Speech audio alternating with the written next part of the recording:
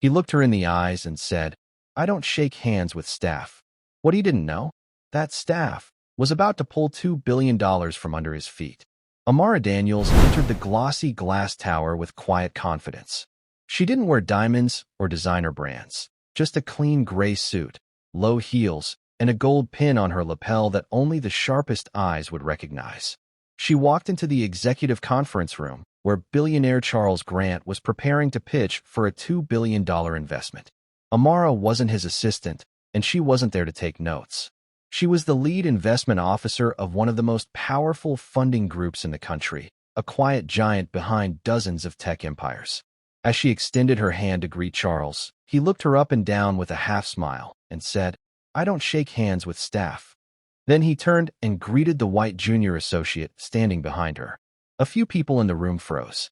Some looked down awkwardly, but Amara didn't flinch. She slowly withdrew her hand, nodded politely, and took her seat without a word. Inside, she wasn't angry. She was steady. She had seen this before. She knew how men like Charles measured power by appearance, by assumption, by skin. What he didn't realize was that he had just dismissed the very person who held the key to his deal. She watched him talk, watched him brag about projections and global reach, but none of it mattered now. This wasn't just about numbers. It was about how he treated people when he thought no one important was watching. Amara took out her tablet, opened the deal folder, and began her review. With one difference. She already knew the answer. Charles had shaken hands with everyone in the room, except the one person who could make his empire grow or disappear. Amara sat through the presentation with a composed expression, her face unreadable. Charles was in full performance mode, clicking through slides filled with bold numbers, colorful charts, and buzzwords that echoed across the boardroom. He spoke about market dominance, IPO timelines, international partnerships.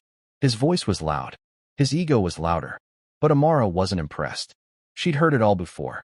What she looked for in founders wasn't just data, it was depth, integrity, leadership, and all she saw in Charles was someone who couldn't see past a woman's skin or a name on a badge.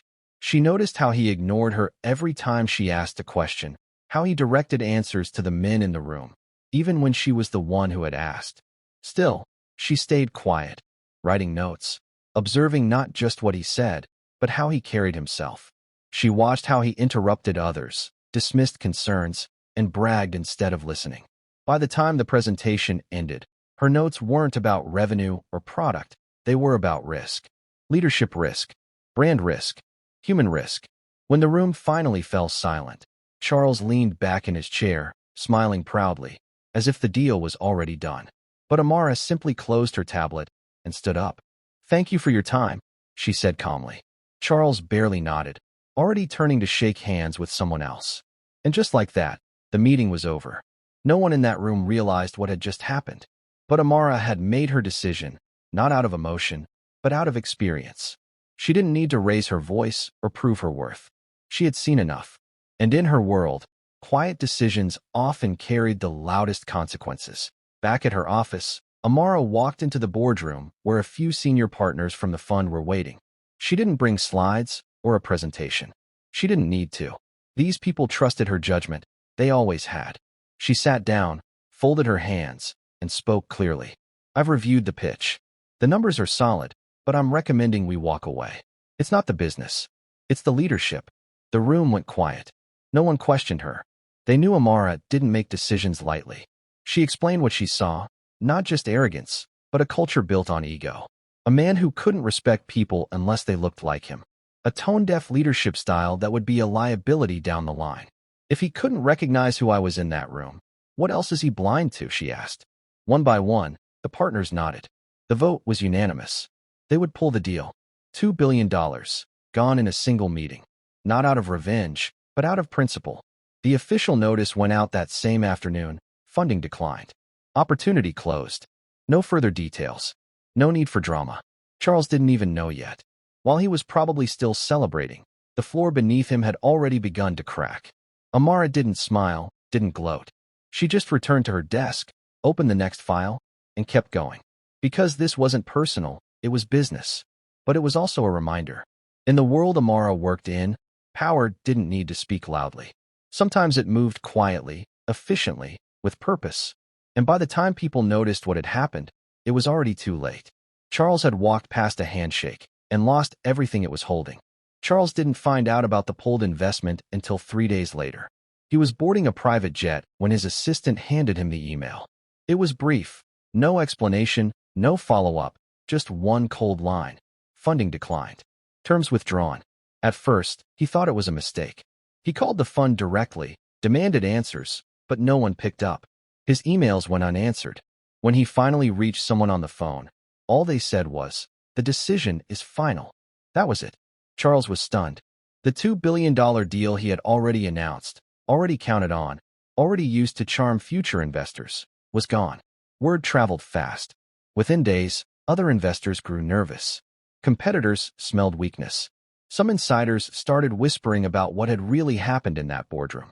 People began connecting the dots about the woman he had ignored, the one he assumed was staff. Rumors spread that she had made the call, and suddenly, everyone remembered her name, Amara Daniels. The woman Charles hadn't thought twice about was now the center of every closed-door conversation. It wasn't just a PR disaster, it was a reputation shift. Big money players started pulling back from Charles's future ventures. Journalists started asking quiet questions. Former allies distanced themselves. For a man used to controlling every room he walked into, this silence was suffocating. And the worst part? He couldn't fight it. Because no one was publicly attacking him, he had done it to himself. Disrespect doesn't always explode. Sometimes it just echoes. And now, everywhere he turned, Charles could feel it. That moment he dismissed someone who held the keys. He thought she was just staff. But that moment at the handshake? That was the exact second his empire began to crack. Weeks later, Amara Daniels stepped onto the main stage at a global tech leadership summit. Cameras flashed, industry giants sat in the front row, and thousands of eyes turned to her. She wore the same calm expression she had during that infamous meeting. No bitterness, no ego, just presence. She spoke about leadership, investment ethics, and the power of values over valuation. No names were mentioned, but everyone in the room knew what had happened. In this industry, she said, people love to talk about disruption. But real disruption begins with how we treat each other, especially when we think no one is watching. The room was still. Every word landed like a pin drop. In the back, Charles sat silently, invited by the summit before the fallout. He didn't clap. Couldn't. He just watched the woman he once ignored command the stage he used to own. Amara didn't look at him. She didn't need to. Her voice carried further than any handshake ever could. After the event, a group of young women, some in suits, some in hijabs, gathered around her. They didn't ask for autographs. They just said thank you. Because they saw in her what so many had been waiting to see for years. A woman who didn't just make space. She protected it. Amara later declined 3 TV interviews and went straight back to work. She didn't want fame. She wanted change. And quietly, she started building a new fund, one that would back leaders others might overlook. People of color, women, immigrants, dreamers. She knew the world wouldn't change overnight, but it had already begun. Because of one moment, one room, and one decision. When he refused to shake her hand, he thought she was beneath him. But Amara wasn't reaching for his approval. She was offering him a chance. One he never got back. The next morning, the branch opened its doors under new leadership.